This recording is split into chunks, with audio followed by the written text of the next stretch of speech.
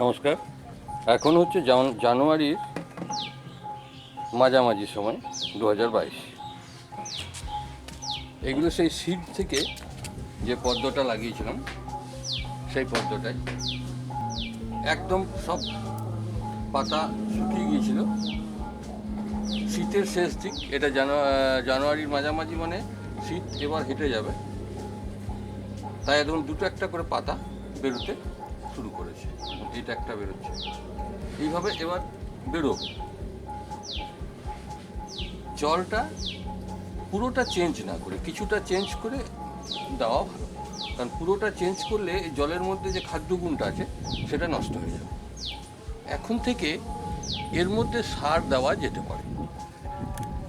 এখানে রয়েছে কম্পোস্ট সার, অল্প সরিষা খৈল, অল্প নিম খৈল, আর কয়েক দানা 10-26-26।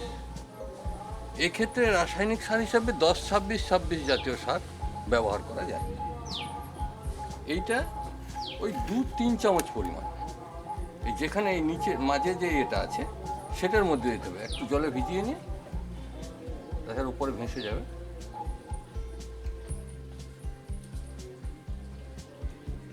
এবার এইটার মধ্যে ছড়িয়ে দিই।